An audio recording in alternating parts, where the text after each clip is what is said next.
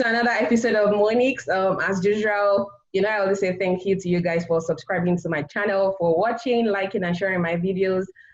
Thank you so much, guys. You've been so kind to me. I mean, I appreciate you all. For those of you who are new to the show, who are new to Monique's, my name is Moyo Sori, and this channel is called Monique's. On this channel, we discuss a lot of things. We talk about lifestyle. We talk about marriage, love, friendship, and so many things that, a lot of topics that have to do with life.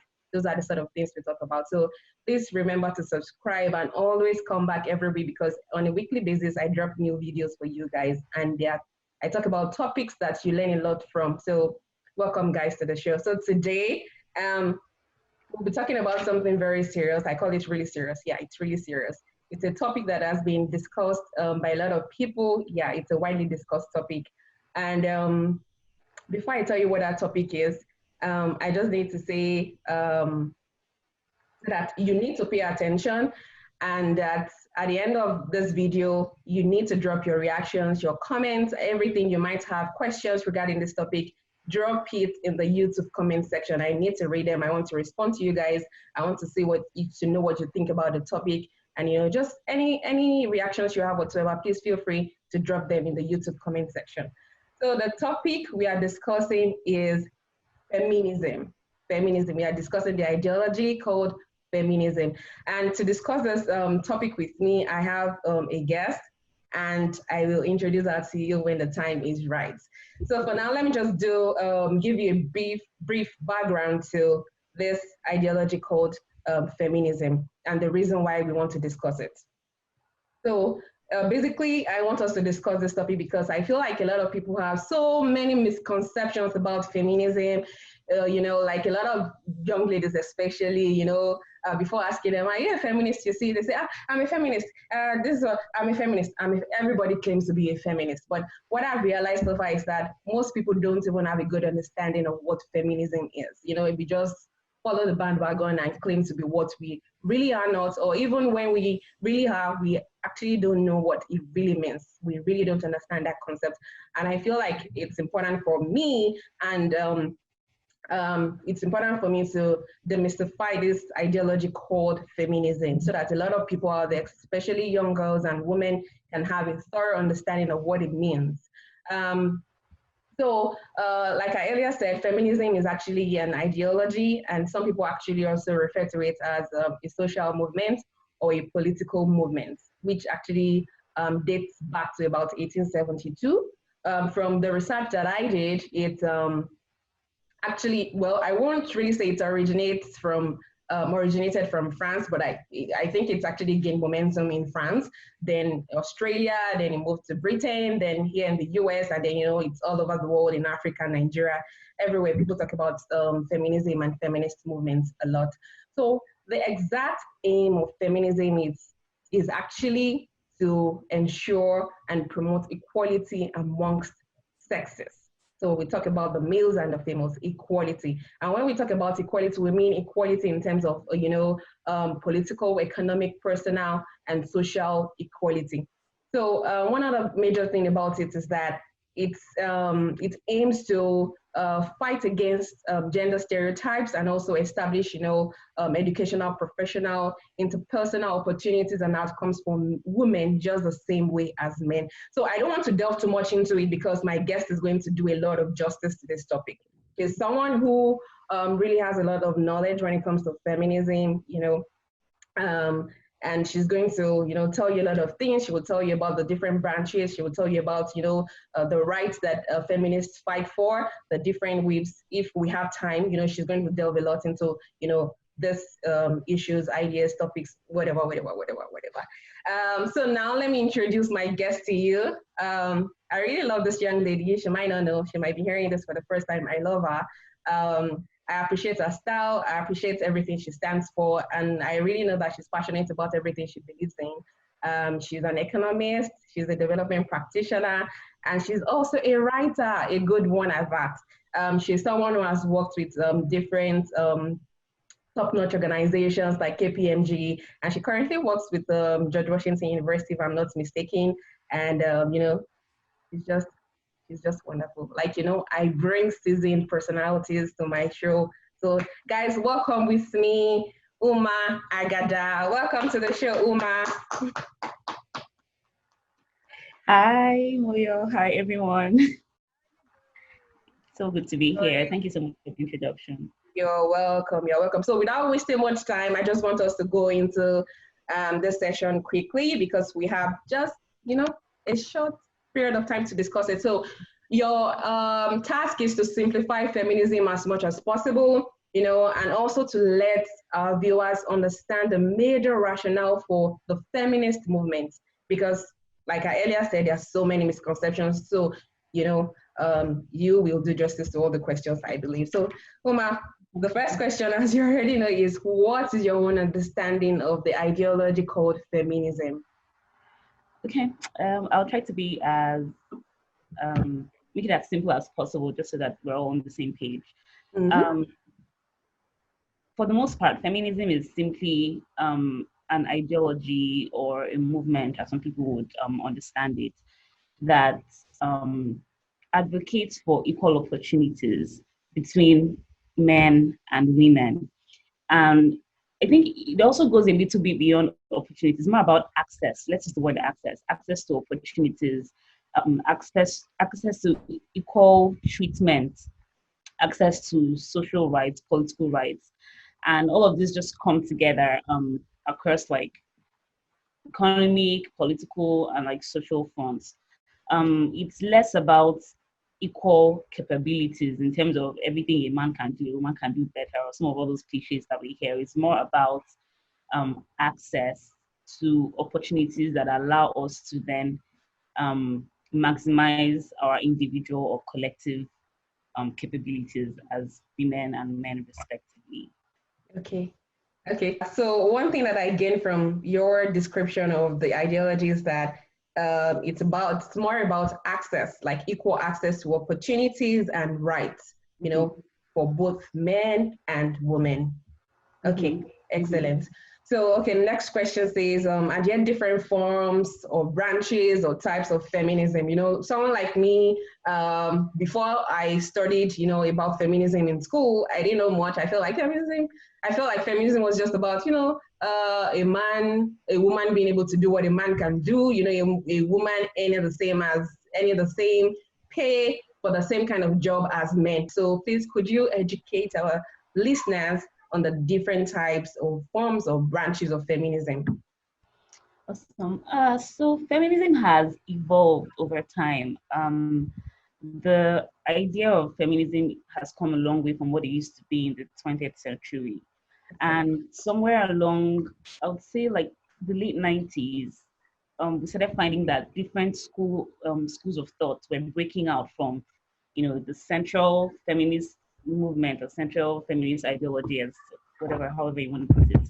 So yes, there are different forms of feminism, and I think in their rights they are valid, in their own rights, depending on the nuances that you consider, when looking at them. So I can't say that I'll go through like an exhaustive list of all of them, but I'll Yeah. just talk about a couple of them. So you have Okay. radical feminism, which is considered to be like the more like the mother school of thought, if you will. And people who radical feminists believe that men and women are like different at the core of like in every facet basically, and that the hierarchy of society is steeped in sexism such that the only way to correct it is to uproot society as we know it and flip it on its back. So you have people this school of thought talking about maybe women should stop having to put together, like why can't we have technology that will grow babies out of women. Wow. They tend to be like very, for lack of a better word, extremists sometimes.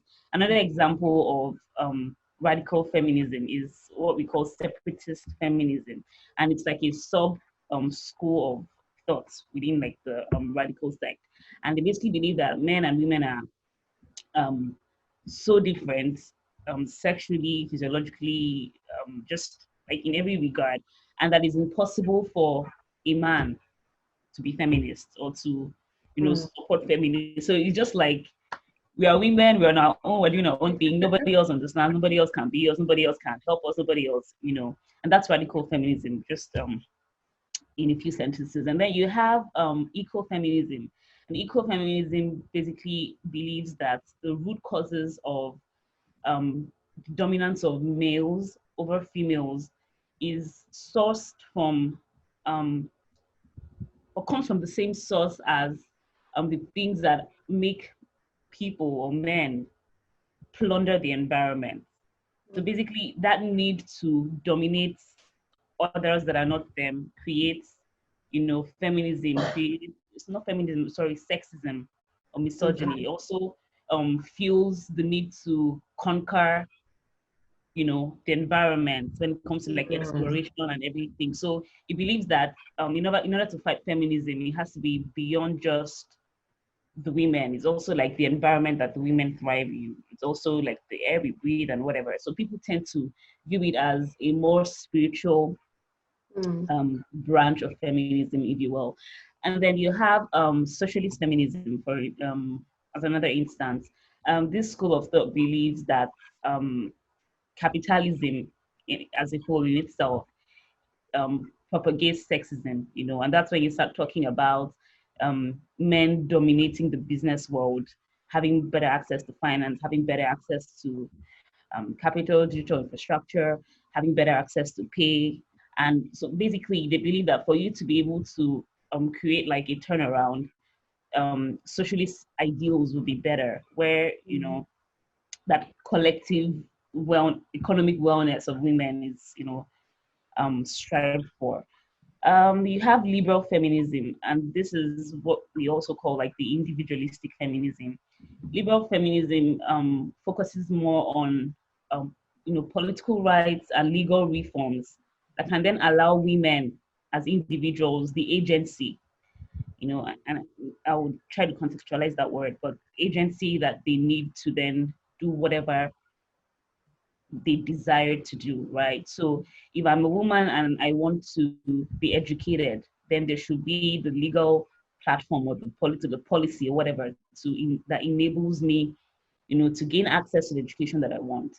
Right. Things like reproductive rights, come under liberal feminism. Okay. So I would like to think of it as a more contemporary form of feminism, just going by the global landscape today and the kinds of movements that we're seeing. Okay. Okay, so let me talk about intersectionality. Okay. And then in that vein, let's talk about Christian feminism, for instance. So intersectionality is where you then begin to, let me try to put this in a very simple way, basically break down the identity of a person to demonstrate the different social constructs, that culminate in that person's identity. So let me use myself, for example. I'm a Black woman. Okay, I'm a woman, first of all. Yes. I'm a Black woman. Mm-hmm. I'm an immigrant Black woman, right? So yeah. So within that identity, we've exactly identify three things: your gender, your my race, your name, your gender, your name, your what was the third one? My race, and yes, your race. I call it like a demographic marker, which is like the immigration part. Yeah. Right. Yeah. Okay. And then we can go a step further to say I'm a Black immigrant Christian woman. So basically, you have like forms of feminism that then begin to like dissect intersectionality and then pick like a particular marker within it and fight for the inequalities that exist for people in that particular. Okay. Sorry if I'm cutting a little bit. So, for instance, there are some feminists who might, just be out there to fight for Black women. Exactly. And there are some that can be out there, to fight for a Christian woman. Christian women, yes. Yes. Okay, I understand that now. Thank you. Like with Christian feminism, for instance, they argue that the religion Christianity has been perpetrated or propagated over time in such a way that men have better access to whatever resources are available within that sect. Maybe that men it's easier for men to become ministers, for instance. There are some churches that would say, oh, women can't preach or women can't do certain things, or in as much as they're supposed to be like significant parts of that community.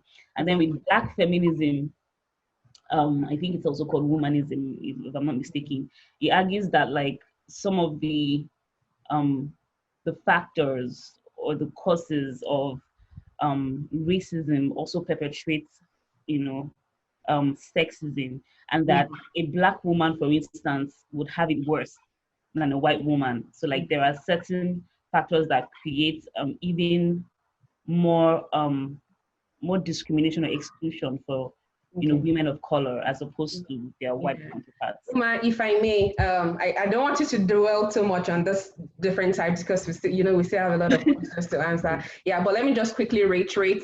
You have actually made it clear to us that there are different forms or types of feminism, and some of them that I have in my notes here are liberal feminism, socialist feminism, radical feminism, separatist feminism, equal feminism. So guys, you can see now that feminism is just not, general. There are different varieties of feminism. So you need to be aware, and you need to know what type of feminist you are before you go about saying you are a feminist. So you need to have a good understanding of what movement you support and how the movement works.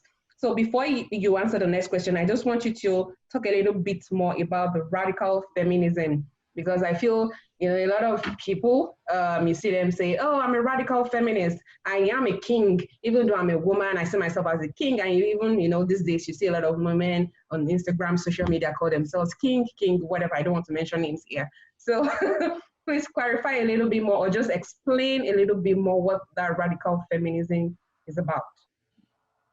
Okay. So like we said, like radical feminists tend to believe it's almost as if they are trying to reconfigure society as we know it, in order to bring women up to par with their male counterparts.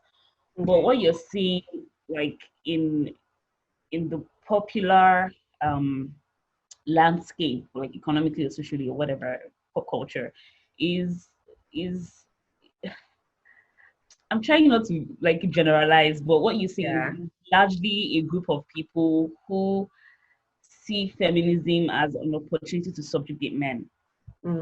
Okay. And that's not what feminism in itself. Right. Okay. That's us, Uma. We'll come back to that. So, okay, let's quickly move on to the next, which is about the general misconceptions about feminism. So I know you have a lot of knowledge to share with us today, but we really don't have much time. So please just, pick about 2 or 3 that you really know are quite common, and then just discuss them briefly. So the misconceptions about feminism. Okay. Let's say about 3 come to mind. So first of all, feminism is not homogeneous, and I think we've established that in talking about different branches of feminism, because a lot of people tend to just hear, oh, I'm a feminist, and they've created this box in their head where they just throw all feminists into, and like they don't care about the nuances that exist within a particular belief system regarding feminism. So I think the first thing we want to debunk is that idea that feminism is homogeneous. Right. The second thing that I'll talk about is feminism is not misandry. Misandry is basically the hatred of men, that trying to overpower them, trying to kick them out the way, trying to subjugate them, it's almost as if you're trying to replace, like we have this inequality, and these are men, these are women, and you're trying to switch it rather than bring it, to par. And feminism is not misandry. Like this is one of the first things I always tell everybody. The third thing that comes to mind is this idea that men cannot be feminists. While I'm going to explain this from my own perspective as well. While I think that men might not be able to understand experientially some of the things that women go through and the inequalities that they experience in day-to-day life or in business or whatever, I think that there are men who are sensitive to the plight of women, and beyond that are educating themselves, and trying to be resources, or basically be, or even be partners. I'd like to use that word partners in fighting these inequalities and making sure that there's better access to certain resources that women need to thrive across different facets of society. Interestingly, there's a group, more like a branch or a sub-branch or whatever, of feminism called pro-feminism. And that's when somebody who is not exactly experiencing, these inequalities can support the movement, and engender it. So men can be feminists. The last thing that comes to mind is the idea that feminism is not compatible with spirituality, or that feminist women cannot want to do things that are perceived as traditional in society. You can be a feminist and want to raise your kids. You can be a feminist and be a stay-at-home mom. You can be a feminist and love to cook, clean. You can be a feminist and be religious. You can be a Christian feminist, a Muslim feminist. So yeah, I think these are the four things that okay. Thank you. Thank you, Ma. So two things that I want to reiterate from what you just said is that feminism is not only for women, and also that feminism is not against men. It's not to subjugate men, or it's not a form of, it's not to promote hatred for men. That is not what feminism is about. Thank you. And I also want to say that, because we are both development practitioners, for you to have a sustainable development project, where that there's a need for you to get the buy-in of all stakeholders involved. When it comes to this feminist movement, we need the buy-in of men in order to have sustainable results. Because without them buying in, working with us, there's going to be conflict that will keep. Yeah, that's it. You're absolutely right. Okay, I think for the next question, you kind of delved into it already, but I just want you to, explain a little bit more. Yeah, I want you to spend more time, because this is where a lot of people get it wrong. So I want you to clarify to our listeners that feminism does not work against men. It doesn't put men down. Please try to elaborate on this point so that people can know. People who are on, a lot of Nigerian youth, African youth, American youth, nobody's left out. They're on social media, touting this belief that, okay, women can do everything men can do, women can even do it better, women should be placed in better positions compared to men, just please try to explain this thing so that they can really understand.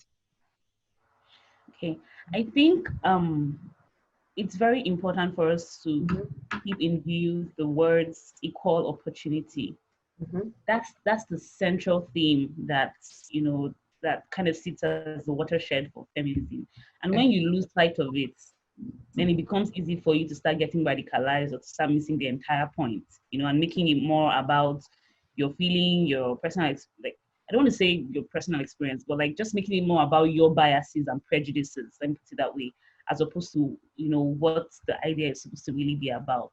Like I said, you can have feminists in healthy relationships with men, raising their kids, doing whatever it is that women would typically do. The most important thing here is agency.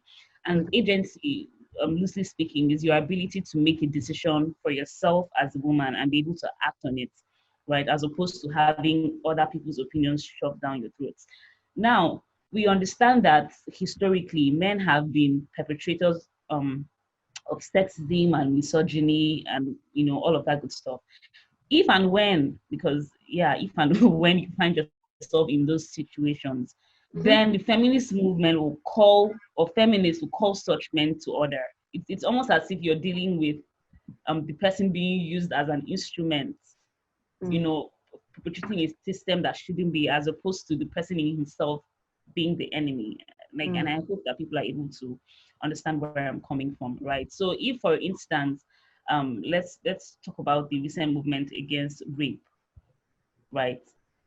Now we're trying to change the culture around, that rape culture and the value systems that have propagated, that tendency for it to be, and for men to either indulge as rapists or to be complacent, just because it doesn't really affect them. However, we have had a few cases of, false accusations, or people just using it to vilify men in general. And at the end of the day, you find that you're not making a lot of progress. And that's something we need to keep in mind as feminists. If we're shouting we're feminists, and we're not actually creating tangible results that are bringing women as a group and as individuals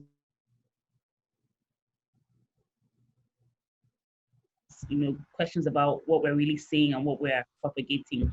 And I think the second thing that is important for us to know is, for us to understand, is the idea of positive discrimination. And this is where equality versus equity comes in, right? So equality is that we're trying to bring both people to this, to this level. And equity is that men are here, women are here. So we might require giving women more of a certain kind, more access to a certain kind of opportunity or certain rights to be able to bring them to par. This doesn't mean that we're ignoring men. It just means that for you to get these people to men to be a par with the other one, then they need to be invested in more on certain fronts, right? And I think it's important for both men and women to understand it, because if men understand it, then there's less of the feeling of you guys are just trying to come and overpower us, or you guys are just trying to. And for women as well, it gives you more sense, like Nigerians will say, just a better understanding of what exactly you're fighting for. You don't need to fight for this man to come down from where he is. You just need to be pushing more. It's like being pro whatever.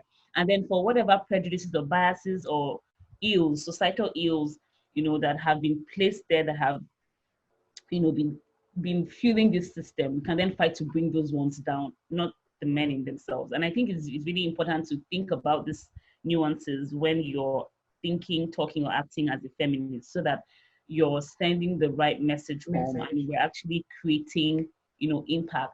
I think at the end of it, it's all about impact.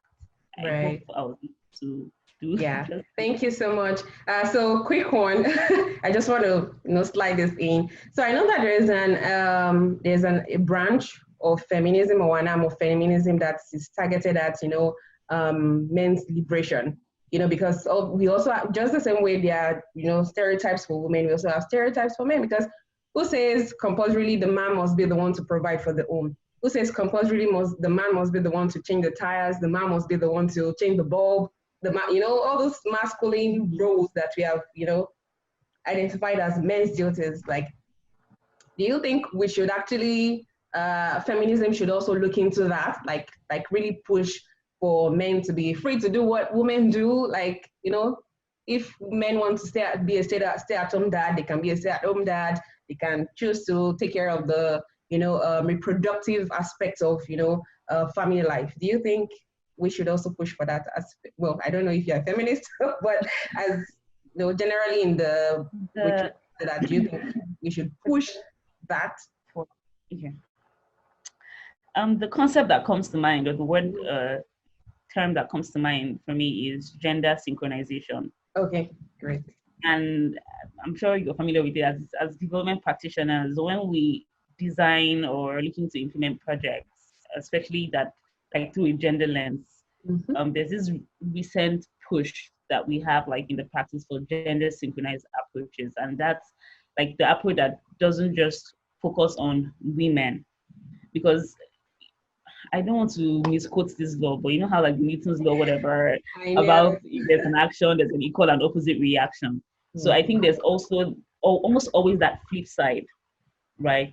So let me just give you an instance. We're talking about women having not enough access to capital or whatever. But on the flip side, there's also that pressure on men to, like, it's almost like, your fellow men have access to capital. You in particular, why don't you have money? Why don't you have a good job? So on the other hand, while women are experiencing the absence of these things, the men are also experiencing undue pressure to be able to capitalize on that system that is perceived to be existing for all men. And I think that also ignores intersectionality for men as well, because at the end of the day, in certain societies, men of color, for instance, don't have equal access to opportunities that the white man, for instance, would have. Or, a man is looked at as crazy. He says, oh, I want to be a stay-at-home dad and take care of the kids, like you said. So I think it's all about having that gender synchronized approach towards, a particular, how do I put it? So if you're working on a particular project, or if you're looking at a particular facet of society, then I think you want to take a step back and look at what the implications are for men as well as women. Because while you're trying to bring women to a certain place, there might also be a need to shift men from, a particular plane that they're on when it comes to that particular topic to another to create that balance. And I think it's also important to understand that agency is about choice ultimately, right?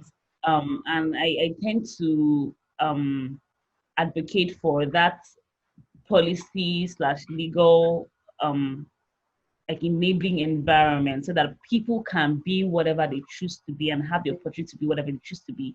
So if, for instance, I'm a career woman, I get married, and you know and we have an understanding in that relationship that it's better for the man to take the 2 years off for whatever reason, then that should be fine if we're able to come. And I think that's the part that people are losing sight of, the fact that it's about choice.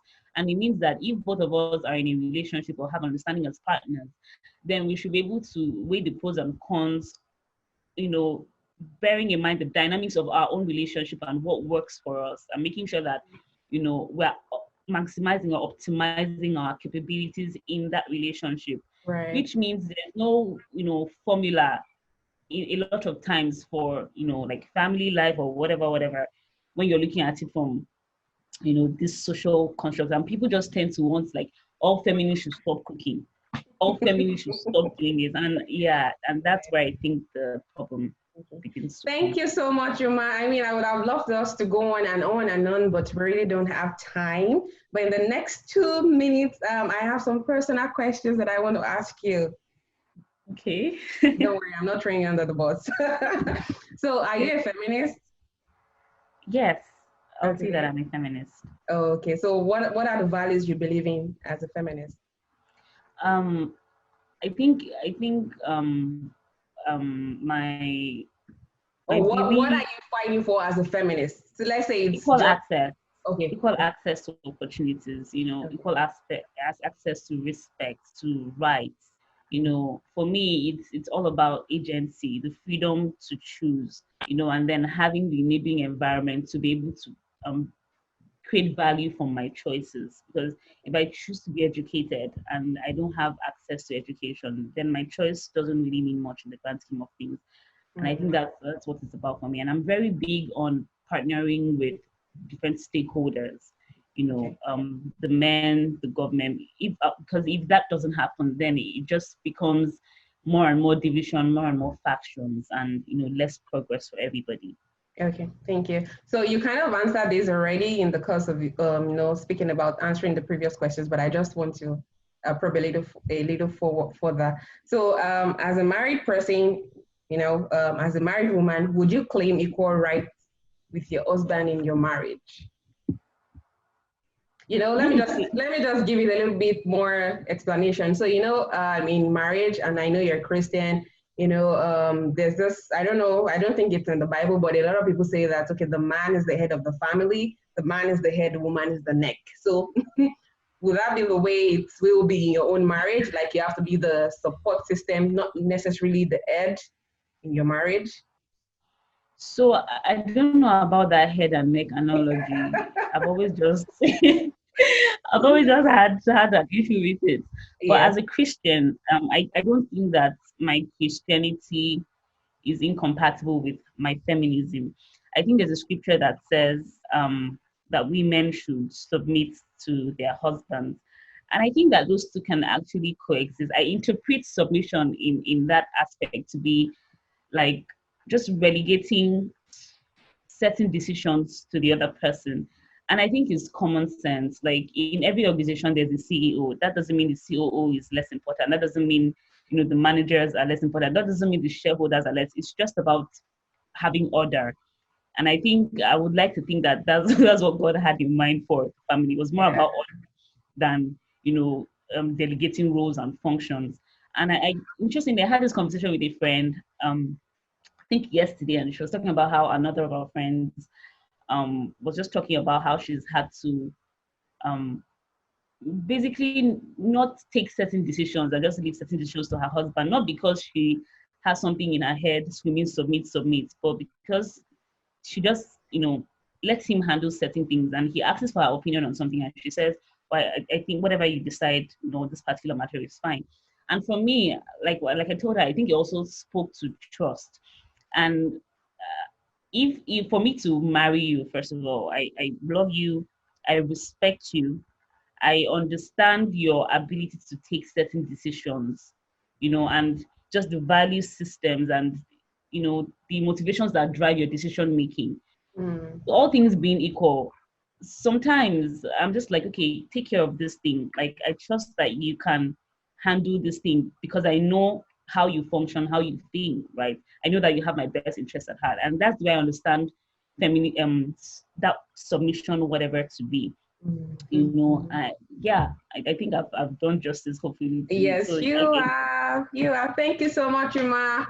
I really enjoyed everything you said. I learned a lot from you. Thank you so much for coming. And Monix, we appreciate you. We love you. Thank you so much. See, we'll see you again. thank you so much for having me. Thank you so much, everyone. Thank you. Bye. Bye.